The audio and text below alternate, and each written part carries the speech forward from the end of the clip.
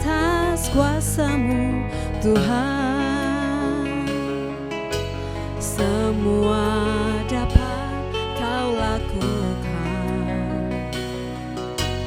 Apa yang kelihatan mustahil bagiku, itu sangat mungkin bagimu.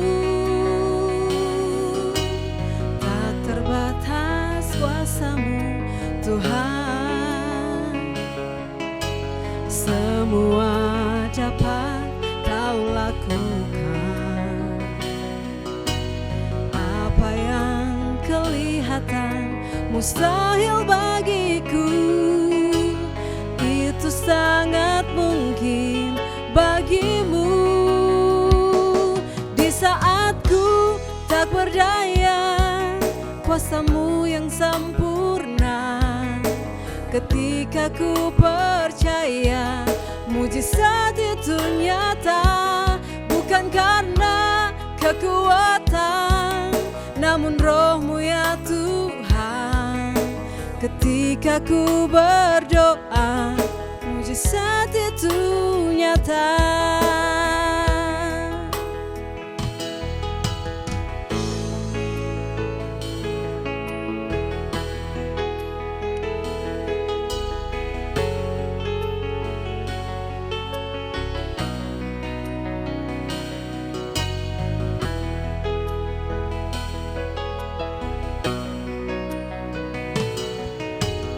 Tak terbatas kuasa-Mu Tuhan.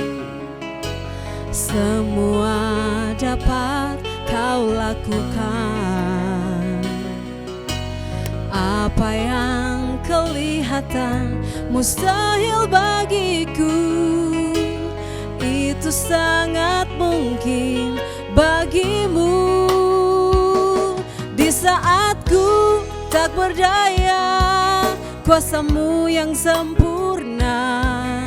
Ketika ku percaya, mujizat itu nyata. Bukan karena kekuatan, namun Roh-Mu ya Tuhan. Ketika ku berdoa, mujizat itu nyata. Ketika ku berdoa, mujizat itu nyata.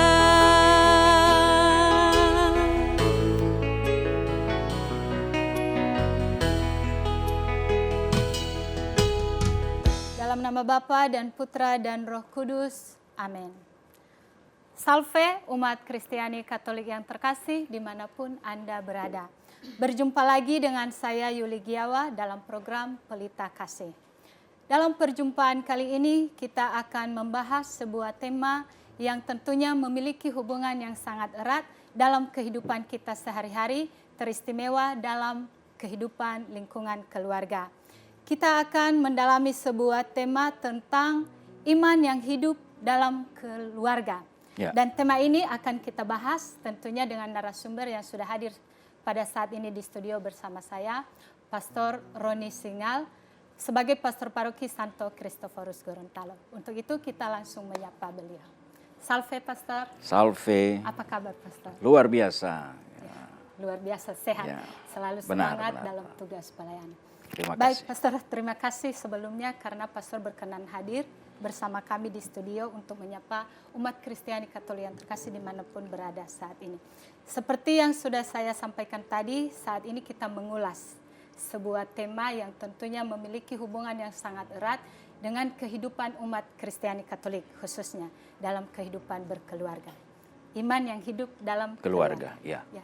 Mungkin langsung saja Pastor bisa ulas kenapa sampai kita mengangkat tema ini dalam perjumpaan kali ini. Oke, baik. Terima kasih para pemirsa dimanapun kita berada.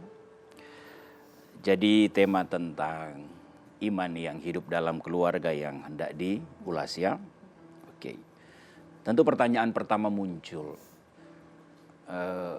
Iman itu kira-kira lahir dan tumbuhnya pertama-tama di mana? Ya. Jawabannya adalah di rumah. Ya. iman dimulai dari rumah kita sendiri. Ya. Dari cara kita sebagai orang tua misalnya menyapa anak-anak, dari doa-doa yang diajarkan,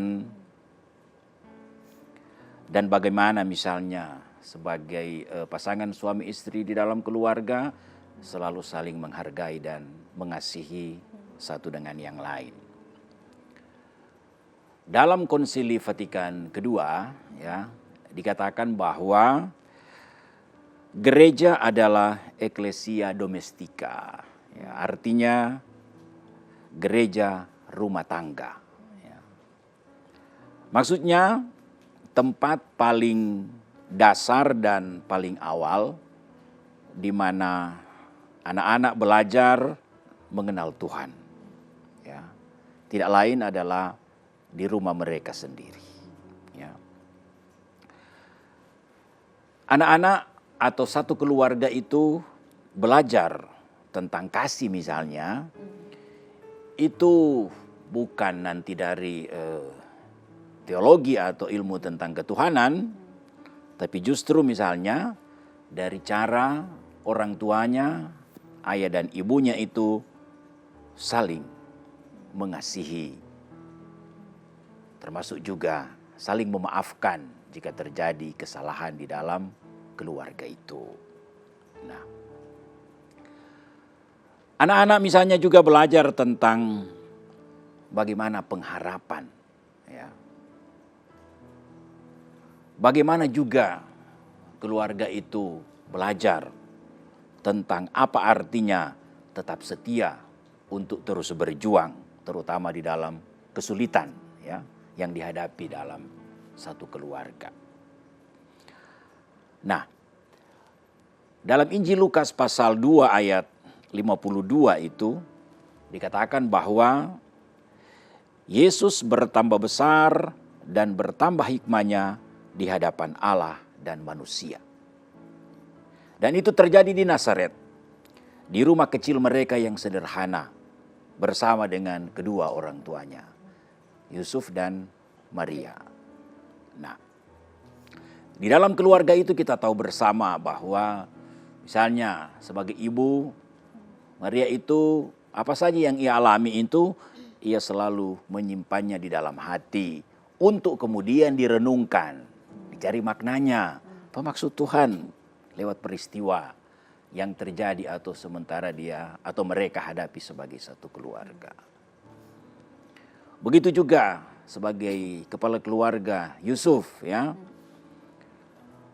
Dia adalah pribadi yang hening, dalam arti tidak banyak bicara, ya, tetapi bertanggung jawab, loyal terhadap keluarganya, dan sebagai nakoda di dalam keluarga, dia betul-betul bertanggung jawab penuh. Ya. Baginya yang lebih penting adalah berbuat untuk keluarganya, tentu yang terbaik. Ya. Dan tentu saja Yesus juga tumbuh sebagai anak dalam keluarga itu. Akarnya adalah dari kasih dan nilai kerohanian yang ditanamkan oleh orang tuanya. Nah, ditempatkan dalam konteks kita zaman ini, ya, pada sesi yang pertama ini, kita juga harus jujur untuk mengakui bahwa salah satu tantangan terbesar kita zaman ini dalam konteks membangun iman dalam keluarga adalah lunturnya atau bahkan hilangnya satu spiritualitas dalam keluarga. Spiritualitas itu adalah semangat, ya, semangat iman yang mendasari kehidupan kerohanian di dalam keluarga itu. Misalnya, keluarga sudah semakin jarang atau bahkan sudah tidak pernah sama-sama lagi untuk saling ngajak doa bersama, ya. Sekarang juga harus diakui bahwa kesempatan ngumpul di rumah ketika semua sudah pulang entah dari tempat kerja atau dari sekolah, ketika sudah ngumpul yang justru banyak dihabiskan adalah menatap layar, ya, bukan saling menatap satu sama lain dalam pembicaraan tentang keluarga itu sendiri. Lalu ya dihubungkan dengan tadi semakin jarangnya atau bahkan tidak pernah lagi ya. Nah, tentu ini adalah fakta yang anak-anak lihat langsung bahwa ya keluarganya dia sendiri tidak pernah lihat misalnya orang tuanya itu ambil waktu sejenak untuk berdoa. Nah ini tentu ya kenyataan yang harus kita sampaikan saja secara terbuka bahwa ya itulah yang terjadi sekarang. Tapi tentu itu satu sisinya ya. Ada sisi baiknya juga tentu ya. Dalam arti bahwa dalam situasi seperti itu bukan berarti iman itu tidak bisa ditumbuhkan atau dihidupkan kembali. Ya. Melainkan mulai dengan hal-hal yang kecil dan sederhana. Ya. Misalnya ajak anak-anak untuk doa sebelum tidur. Ya, ya kalau mereka masih kecil-kecil, ketika barangkali masih sekamar dengan orang tua ya sama-samalah sebelum tidur. Nah, kalau dia sudah besar dan mungkin sudah kamar sendiri, ya entah ibu atau bapak yang pergi memberitahu bahwa baiklah sebelum kamu tidur doa dulu ya. Lalu mungkin ini sesuatu yang baik tapi hampir tidak pernah ya kita praktekkan. Ketika misalnya sebagai orang tua sebelum anak kita pergi ke sekolah kita mengatakan kepadanya Tuhan memberkatimu. Ya. Jarang toh? Iya. Tapi bukan berarti tidak bisa toh. Itu hal-hal kecil sebetulnya ya, hal-hal kecil. Lalu contoh lain juga kalau ada kesempatan untuk ibadah atau misa, ya kalau di lingkungan atau wilayah rohani ada kunjungan ibadah, ajak. Kalau hari Minggu ada kesempatan untuk ada jam untuk waktunya untuk misa, ajaklah anak-anak ya. Tapi jangan suruh. Suruh berarti anak yang disuruh pergi, orang tuanya tinggal. Ajak berarti kita sebagai orang tua yang berinisiatif. Ayo, kalau begitu kan anak-anak pasti akan cenderung mengikuti. Karena mereka pikir, mereka lihat, sedangkan papa dan mama juga pergi. Tapi kalau sebaliknya, tentu ya mungkin mereka tidak berani untuk membantah. Tapi ketika mereka pergi dalam keadaan terpaksa juga sesuatu yang kurang baik, bersungut-sungut. Mungkin dalam hati dia bilang, papa ini cuma tahu suruh pergi sementara sendiri tidak pergi. Nah, apa yang saya katakan itu toh soal contoh-contoh kecil itu. Nah, coba kita bayangkan ya, kita bayangkan begini. Jika setiap rumah misalnya ya menyediakan waktu 5 menit saja untuk berdoa. Ya. 5 menit dari 24 jam per hari. Ya. Kira-kira itu waktu yang panjang tidak? Waktu yang lama tidak? Sedikit. Sangat singkat ya, sangat singkat. Tapi dari yang kelihatan dan tampaknya singkat ini, dia akan menghasilkan satu makna yang besar kalau itu dilaksanakan secara teratur tentu yang paling ideal. Lalu ketika juga setiap hari sebagai orang tua ya mengajak anak-anak ya dengan memakai bahasa-bahasa yang tentu dikehendaki oleh Tuhan. Bahasa-bahasa rohani. Ya tidak. Ya bahasa-bahasa yang saya maksudkan di sini adalah sesuatu tentu yang akan menghasilkan sesuatu yang baik dalam hati anak-anak. Contoh begini, kalau setiap hari anak-anak itu dengar misalnya kata-kata caci maki, itu sesuatu yang tidak dikehendaki oleh Tuhan. Tapi kalau itu yang sering didengarnya, ya jangan heran mah kalau dia dengan gampang juga akan mengumpat atau mencaci maki. Bahkan tidak sadar kadang-kadang orang tuanya juga dicaci maki. Karena ya dia dengar sendiri.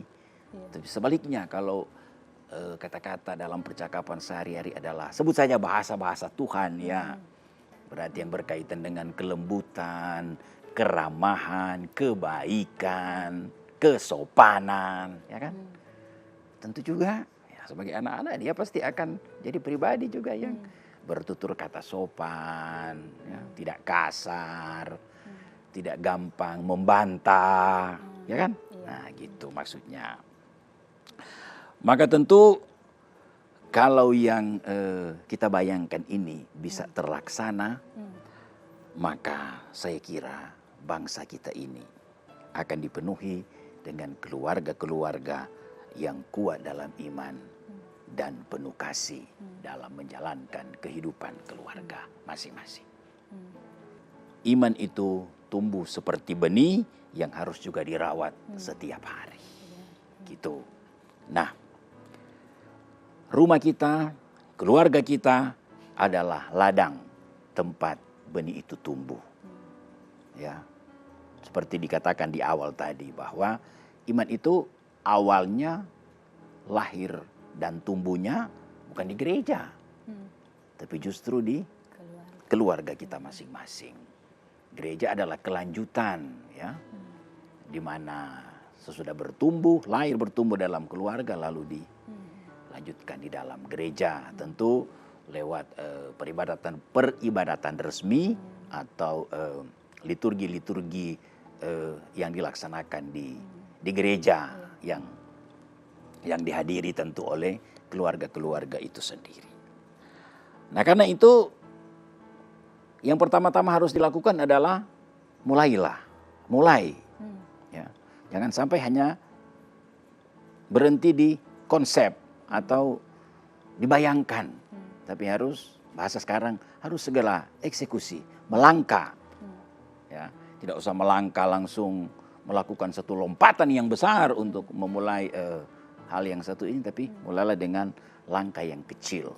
Yang penting terus melangkah secara konsisten dan persisten untuk menumbuh kembangkan iman di dalam keluarga itu sendiri. Nah, iman yang hidup itu pada akhirnya bukan sesuatu yang porsinya lebih banyak untuk diomongin, melainkan untuk dihidupi. Lebih ke tindakan. Ya, Praktek. meskipun tentu diomongin dalam arti ya diajarkan, misalnya soal doa-doa, ya itu kan harus diajarkan kepada anak-anak misalnya, Dek, doa-doa resmi dalam gereja kita itu adalah ini, ya. Ada di buku-buku puji syukur, ada di buku Mada Bakti atau buku-buku doa lainnya. Nanti kalau dia sudah bisa membaca, tentu dia bisa baca sendiri. Tapi kalau belum, ya kita kan bisa ajari, misalnya sebagai ibu, Dek, kalau memulai doa, mulai dengan tanda salib. Itu kan sesuatu yang sederhana dan tidak terlalu sulit untuk diajarkan kepada anak-anak. Nah, lalu kemudian dari sesuatu yang tampak sederhana itu lalu dihidupi secara berkesinambungan tentu di dalam keluarga itu sendiri, mulai dari orang tua dan juga anak-anak sejak mereka masih kecil. Seiring bertumbuh usia mereka tentu, maka diharapkan apa yang sudah kita mulaikan ketika mereka masih kecil ya akan terus mereka kembangkan tentu untuk kehidupan kerohanian pribadi mereka, maupun tentu bagaimana mereka itu menjadi saksi dalam kehidupan mereka di kemudian hari. Baik, Pastor. Oh ya, oke, baik. Umat Kristiani Katolik yang terkasih, pembahasan ini kita akan lanjutkan setelah pariwara berikut ini. Tetaplah bersama kami dalam program Pelita Kasih.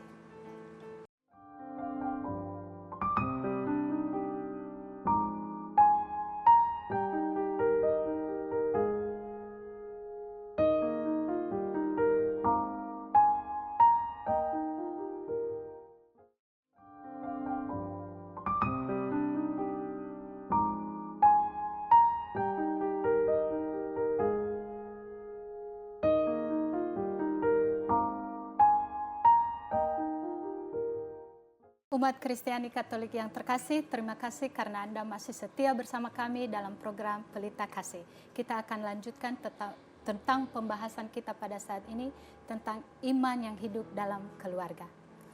Baik, Pastor, tadi Pastor sudah ulas dengan mudah, dengan kata-kata yang mudah diterima, mudah dipahami, dan sehingga bisa juga untuk dipraktekkan dalam kehidupan sehari-hari. Tadi Pastor sudah mengulas bahwa keluarga menjadi tempat pertama dan utama bagi pertumbuhan iman. Teristimewa bagi kehidupan seorang anak yang mungkin sedang bertumbuh dan berkembang. Dan juga tadi Pastor sudah ulas sedikit tentang bahwa nafas dalam keluarga itu tentang doa dan sabda atau firman. Iya.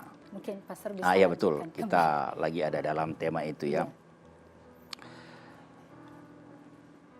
Kenapa saya katakan bahwa tanpa doa dan tanpa firman maka iman itu akan layu dan mati? Ya, saya kasih contoh tadi soal tubuh kita ya. Kalau kita tidak ada udara, bagaimana?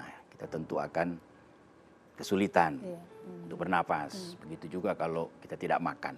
Nah, jadi bisa dikatakan bahwa doa itu dalam keluarga merupakan ikatan langsung dengan Tuhan. Beberapa belas tahun yang lalu kalau saya tidak salah ingat ya, ketika Gereja Katolik Indonesia atau Gereja Katolik Universal merayakan Tahun Keluarga, maka tema yang diangkat waktu itu adalah keluarga yang berdoa bersama lestari selamanya. Ya, masih ingat? So lupa, ini. Jadi intinya begitu. Coba lihat tema itu, keluarga yang berdoa bersama lestari selamanya.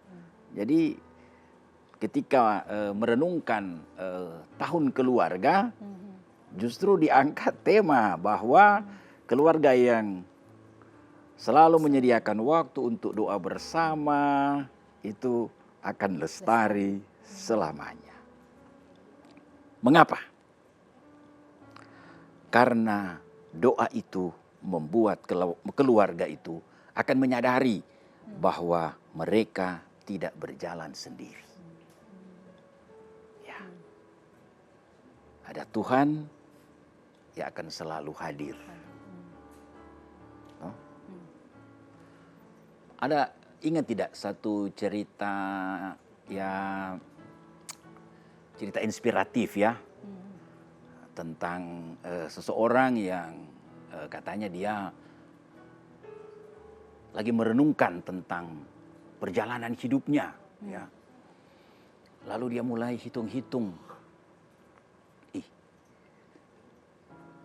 Kenapa justru dalam periode-periode tersulit dalam hidupnya, dia lihat di dalam langkah kaki kehidupannya, hanya ada dua langkah kaki di jalan yang ia lalui. Padahal dia percaya bahwa Tuhan hadir dan memegang tangannya. Nah, kalau cuma dua, berarti hanya tanda kaki saya dong. Begitu menurut pemikirannya. Lalu dia mulai protes kepada Tuhan. Tuhan, saya telah membayangkan perjalanan kehidupan saya dan saya menemukan bahwa kok di masa-masa sulit hidup saya bukan 4 tanda kaki yang kelihatan di jalan hidup saya, tapi 2. Lalu dia bilang, di manakah Tuhan pada saat saya mengalami kesulitan seperti itu? Apa jawab Tuhan? Tuhan bilang begini, saudaraku, benar sekali bahwa ketika engkau mengalami masa sulit dalam hidupmu, hanya 2 tanda kaki yang kelihatan. Dan asal kamu tahu bahwa 2 tanda kaki itu adalah milik saya. Milik Tuhan katanya. Sementara engkau saya gendong. Sehingga yang kelihatan di jalan hidup itu hanya 2. Langsung terdiam orang itu kan. Kayaknya dia tahu bahwa ternyata pada saat itu dia justru dipandu, ya, bahkan digendong oleh Tuhan agar ia bisa untuk melalui masa-masa sulitnya itu. Nah, itulah yang saya katakan, ketika keluarga itu rajin dalam berdoa, maka keluarga akan sadar bahwa mereka itu tak berjalan sendiri. Nah, lewat doa-doa juga, pada akhirnya keluarga akan sadar bahwa Tuhan itu peduli. Tentu kepedulian yang dimaksud di sini adalah sesuai dengan waktu Tuhan. Seperti banyak lagu-lagu rohani yang diangkat tuh. Waktu Tuhan terus atau segala sesuatu indah pada waktunya. Nah, itulah maksudnya bahwa kehadiran Tuhan adalah kehadiran ya menurut tentu atau sesuai dengan yang ia kehendaki. Tahu begitu. Lalu ketika juga keluarga itu tekun dalam doa, maka dengan sendirinya juga ya, dengan sendirinya kasih Allah itu akan masuk dalam pribadi masing-masing dalam satu keluarga itu.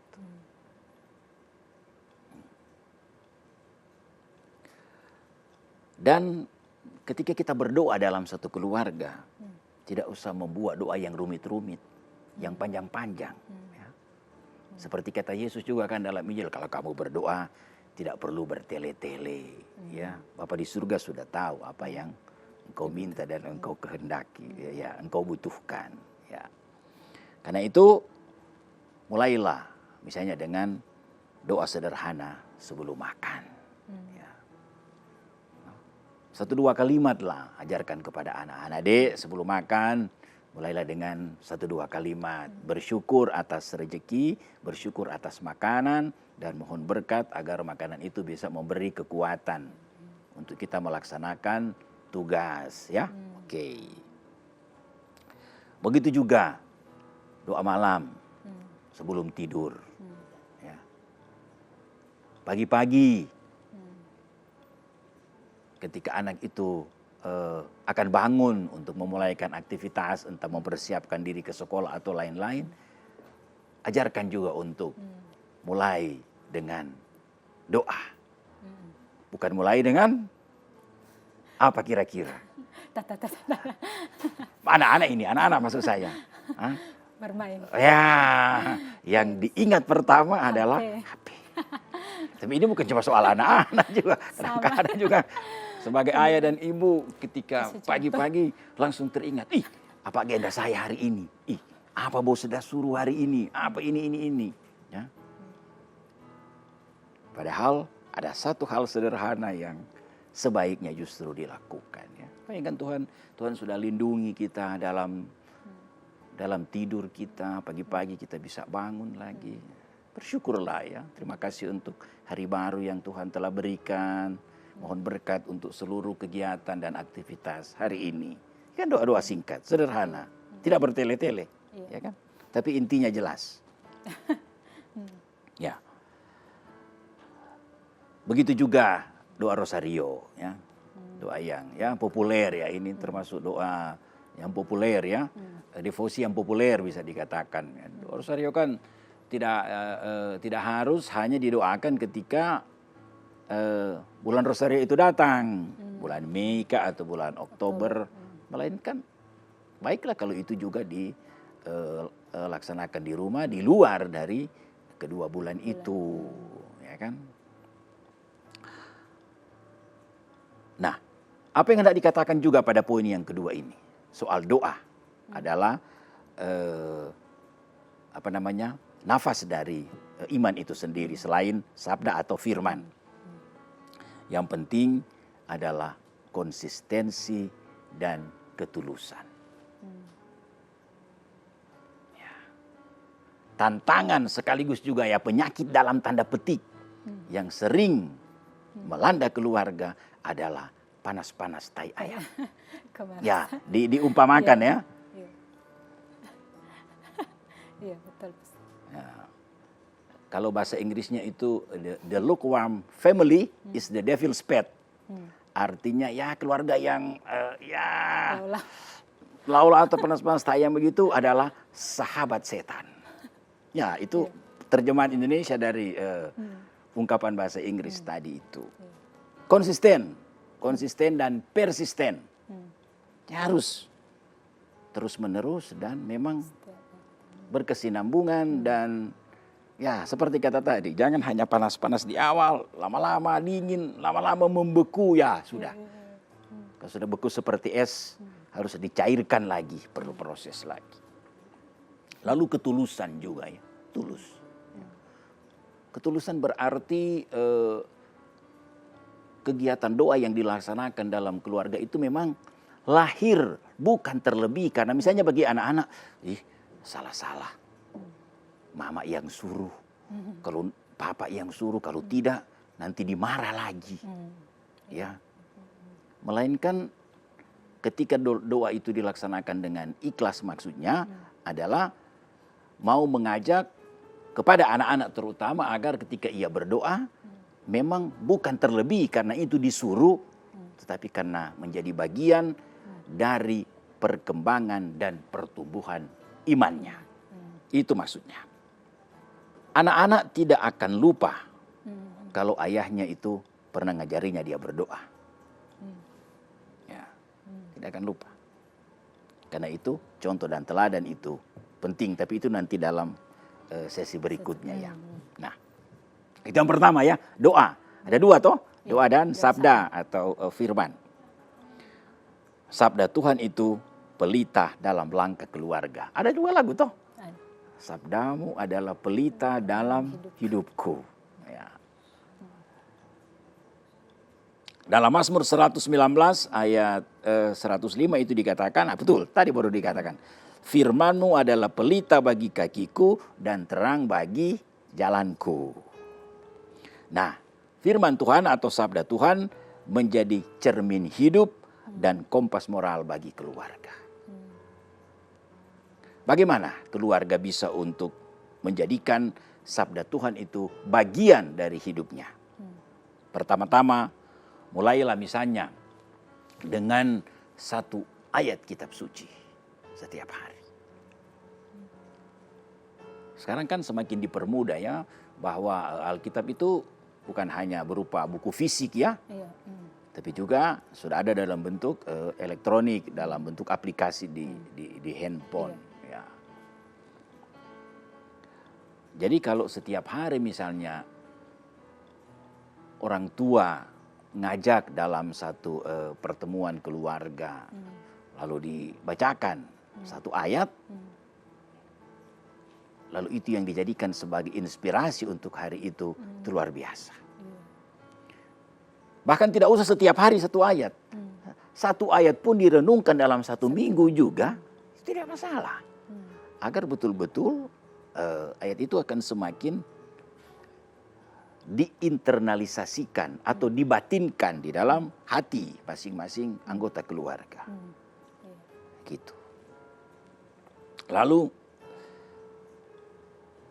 sesudah dipilih misalnya satu ayat untuk direnungkan, jangan hanya sampai di Dek, hari ini kita akan membaca satu ayat misalnya dari Mazmur 119 ayat 105. Firmanmu adalah pelita bagi kakiku dan terang bagi jalanku. Cuma sampai situ. Ya tentu ini ya sama saja bohong kalau hanya sampai di situ kan. Melainkan harus ada follow up-nya. Langkah lanjutnya bahwa bagaimana misalnya direnungkan ayat ini bahwa sabda Tuhan atau firman Tuhan adalah pelita atau cahaya atau terang di dalam kaki dan jalan hidup seluruh anggota keluarga di dalam rumah itu. Ya kalau anak itu belum terlalu paham ya kasih contoh toh sebagai orang tua. Dek pernah lihat Lili, Dek kalau kita mati lampu kan gelap. Dan biasa yang dicari duluan adalah korek api dan lilin. Apa maksudnya itu? Agar supaya ruangan atau rumah kita yang gelap karena mati lampu ini menjadi terang kembali. Ya. Dan kalau sudah terang, maka ketika kita ingin untuk berjalan dari satu ruangan ke ruangan lain, kita tidak akan terantuk atau menabrak sesuatu. Beda halnya kalau dalam keadaan gelap gulita, kita harus meraba-raba, pegang sana, pegang sini. Jangan sampai ada sesuatu yang kita tabrak lalu kita jatuh. Nah, begitu juga firman Tuhan adalah terang. Berarti penuntun dalam kehidupan keluarga itu sendiri. Nah, jadi sesudah dibacakan, dipilih satu ayat dalam Alkitab, lalu direnungkan, kemudian juga bagaimana ayat-ayat itu dihidupi di dalam keluarga. Ya misalnya sebagai orang tua kita tanyalah ya kepada anak-anak kita. Misalnya, Dek, menurut kamu apa yang akan Yesus lakukan untuk kamu sebagai anak-anak ketika kamu minta sesuatu kepada Tuhan Yesus? Nah, kalau anak itu sudah diajarkan atau ditawarkan ayat-ayat untuk direnungkan, tentu dengan mudah dia akan bilang, wah tentu saja Tuhan Yesus akan mengabulkan apa saja yang saya minta. Ya kan? Gitu. Tentu menurut pemahaman anak-anak. Nah, tapi harus dikatakan juga bahwa ya firman Tuhan atau sabda Tuhan itu ya tidak selesai sampai ketika itu selesai dibaca, tapi diwartakan dalam hidup sehari-hari. Ya. Contoh dalam kesabaran menghadapi anak. Ya. Begitukah? Saya tanya balik kepada presenter yang juga sudah berkeluarga, menghadapi anak, bagaimana, ya kan? Perlu kesabaran tidak? Perlu. Sangat. Ya, betul lah. Dalam kejujuran juga untuk memberi contoh, ya. Dalam soal kelembutan juga, dalam bertutur kata, agar kelembutan itu bisa dimaknai oleh anak itu sebagai sesuatu yang melekat di dalam dirinya. Iya. Tapi bukan juga cuma soal orang tua dan anak, antar suami istri juga harus menunjukkan yang seperti itu. Kompleks. Jangan sampai hanya satu saja, yang lain tidak. Gitu. Baik, Pastor, nanti kita lanjutkan lagi setelah pembicaraan berikut. Umat Kristiani Katolik yang terkasih, pembicaraan ini akan kita lanjutkan setelah pariwara berikut ini. Tetaplah bersama kami dalam program Pelita Kasih.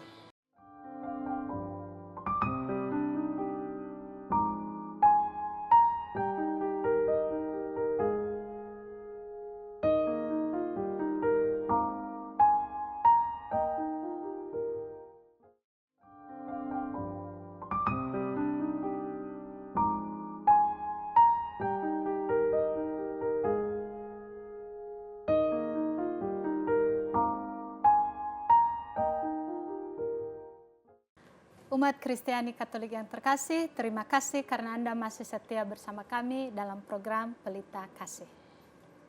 Baik, Pastor, kita lanjutkan. Oke, baik. Tentang tadi. Tadi Pastor ada menyinggung tentang misalnya kalau menyerapkan atau melatih anak dalam keluarga lah, bukan cuma anak. Misalnya hal kecil berdoa. Nah, kadang-kala tadi itu ada istilah lau-lau, panas-panas tai ayam. Cuman memang Pastor berdasarkan pengalaman sehari-hari, kadang-kala berdoa itu memang kadang-kala karena memiliki setiap pagi kan terima kasih Tuhan, akhirnya besoknya lagi itu kan masih kata-kata yang sama. Kadang-kala orang berpikir begitu, Pastor, mau kata-kata yang lain, padahal sebenarnya menurut Pastor bagaimana itu makna kata-kata itu harus berdoa dengan bagaimana? Tidak masalah sebetulnya kalau cuman ada jangan-jangan ini terus setiap hari itu sampai di titik itu begitu. Jadi kalimat-kalimat yang disampaikan dalam doa itu ya sampaikan saja secara mengalir ya. Soal apakah itu sama hari ini, besok juga kurang lebih sama kalimatnya. Tetap kan terima Tidak kasih. salah. Yang penting bagaimana kita tulus. Ya tadi kan saya angkat soal ketulusan. Tidak masalah. Tuhan juga tidak akan bilang, kemarin doamu begini, hari ini juga kalimatnya begini, nanti besok juga kalimatnya begini. Nah, Tidaklah. itu memang pastor pengalaman. Memang kadang-kala masih sama, itu saja biar. Ya. Tidak harus memang hari ini kalimatnya ini lalu besok berbeda 180 derajat. Tidaklah. Kalau inti dari doa yang mau disampaikan itu kurang lebih sama, ya pasti juga kalimatnya kurang lebih sama juga yang akan keluar dari mulut kita. Oke. Iya, Pastor. Nah, Kita lanjutkan dengan ketiga ya. nafas. Jadi dua yang pertama kan kita sudah bahas soal keluarga sebagai ladang iman, baru doa dan sabda sebagai nafas iman. Nah, sekarang kita bahas kita ulas tentang cara mewariskan iman itu. Iya. Ya. Nah, iman itu mengalir atau menyebar lewat contoh. Anak-anak sama sekarang ya, itu tidak hanya pandai soal mendengar, tapi mereka juga pandai dalam mengamati dan meniru. Ya. Mereka itu bisa dengan mudah melupakan khotbah yang dibawakan di dalam gereja. Tapi mereka tidak akan lupa ketika mereka melihat ayah mereka itu marah tanpa kendali. Iya. Ya toh? Betul. Atau ketika mereka melihat ibu mereka berdoa tapi sambil menangis. Ya, mereka tentu akan, mama saya berdoa tapi kok menangis. Nah, kenapa ayah saya kalau marah, matanya itu. Nah, itu mereka akan gampang ingat dan gampang simpan. Nah, karena itu anak belajar iman itu dari cara orang tuanya. Ya. Mengampuni saat terjadi konflik dalam keluarga. Cara keluarga juga bersyukur dalam segala sesuatu. Dan cara mereka tetap percaya walaupun mengalami musibah di dalam keluarga. Sehingga iman adalah sesuatu yang mereka lihat, sesuatu yang mereka rasakan. Ada di dalam keluarga mereka. Sehingga, ya saya katakan, atau saya angkat lagi apa yang dikatakan di awal tadi, bahwa anak-anak pertama mengenal Allah melalui ayah dan ibunya. Ya. Jika ayahnya seorang pribadi yang penyabar, maka anak belajar bahwa Allah itu sabar. Ya. Jika ia melihat ibunya penuh kasih, maka anak mulai mengenal bahwa Tuhan itu murah hati. Sebaliknya, bila anak hanya melihat kekerasan, manipulasi, sikap dingin, acuh tak acuh, akan sulit baginya untuk percaya bahwa Allah itu penuh cinta. Sebagai anak-anak ya. Nah, apakah kita mau untuk menanamkan konsep Allah yang seperti itu dalam diri anak-anak kita lewat yang ia lihat? Tentu tidak kan? Melainkan sebaliknya yang akan kita tanamkan. Ayah yang penyabar. Maka dia akan mengerti bahwa Allah itu juga adalah Allah yang sabar. Makanya dikatakan, pertama-tama anak mengenal Allah lewat ayah dan ibunya. Ya. Tapi tidak usah tidak usah khawatir. Ternyata susah juga jadi orang tua, ya tidak. Tidak usah. Nikmati saja peran sebagai orang tua, ya, nikmati saja. Itulah sebabnya setiap tindakan dan perilaku dari orang tua itu berpotensi atau membangun atau meruntuhkan gambaran tentang Allah dalam diri anak-anak. Ya toh? Nah, karena itu perlu yang namanya keteladanan. Tapi keteladanan yang dimaksudkan di sini harus ditempatkan juga dalam konteks realita kita sebagai manusia yang penuh dengan kelemahan dan keterbatasan. Kita bisa salah, ya, kita bisa kecewa, bahkan bisa emosi juga. Tapi justru disitulah kesaksian iman kita menjadi kuat. Ketika orang tua berani berkata misalnya, maafkan saya dek, maafkan papa, karena tadi papa terlalu keras padamu. Ya. Itu adalah satu contoh ya, yang bisa diterapkan di dalam keluarga. Sehingga mewariskan iman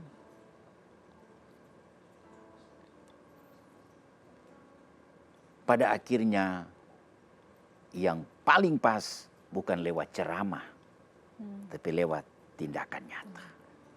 Begitu.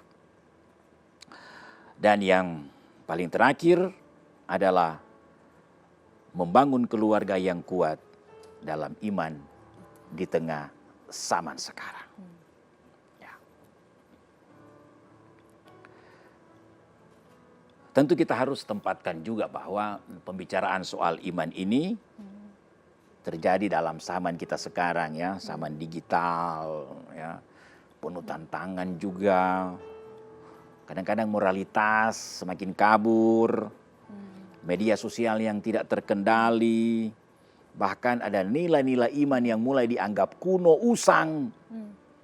Berkembangnya AI toh, yang harus juga kita waspadai dan kita sikapi dengan bijaksana. Nah, kenyataan-kenyataan ini misalnya informasi yang berlebihan, tapi miskin kebijaksanaan atau miskin literasi ya istilah sekarang itu. Begitu juga gaya hidup yang cepat ya, tapi dangkal secara rohani. Begitu juga soal relativisme moral ya, semua dianggap benar selama itu nyaman. Ya.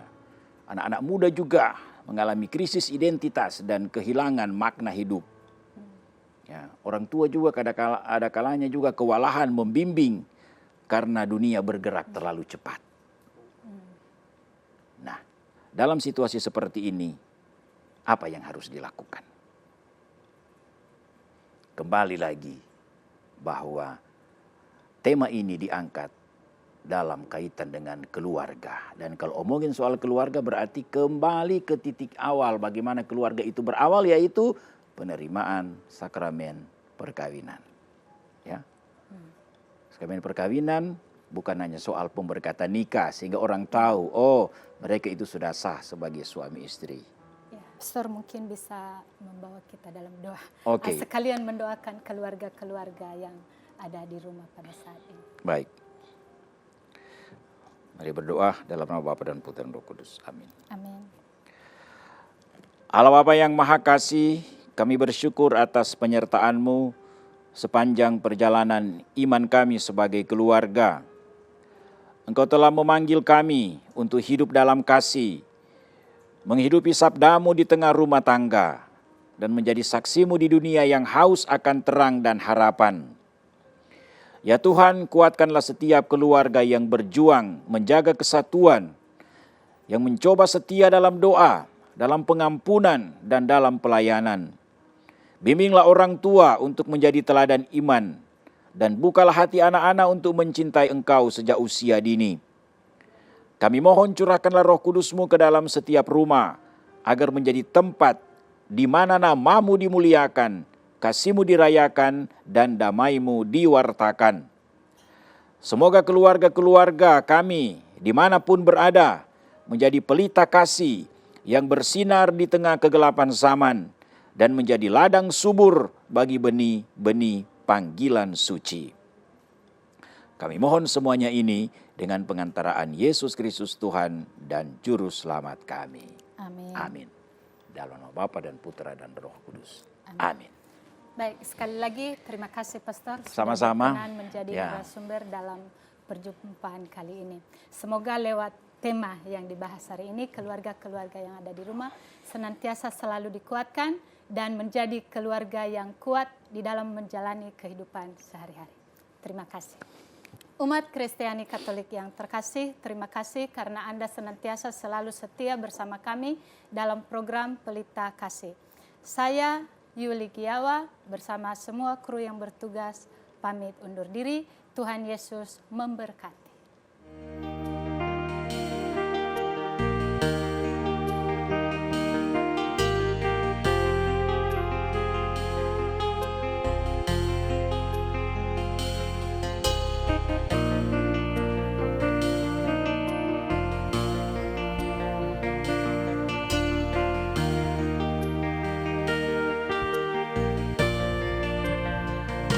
Seperti rusa yang haus, rindu aliran sungaimu.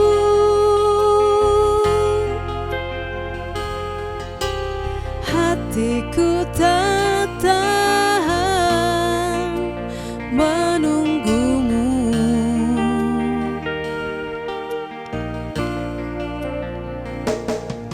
Bagai tanah gersang menanti datangnya hujan,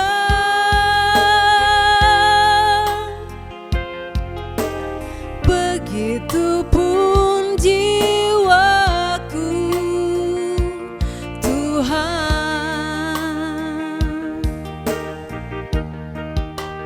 Hanya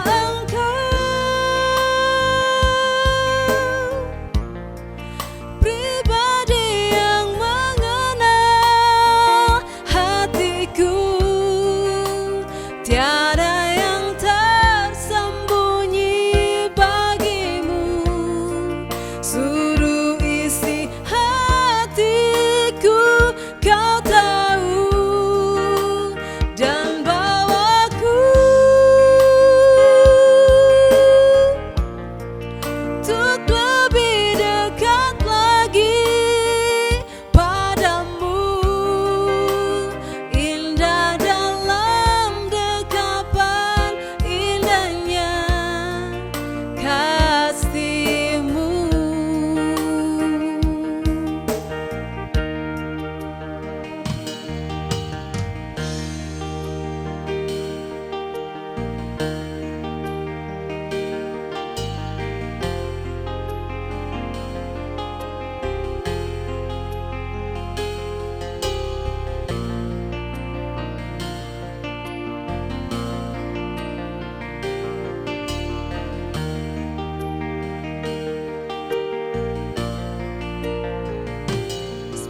Bagai tanah gersang menanti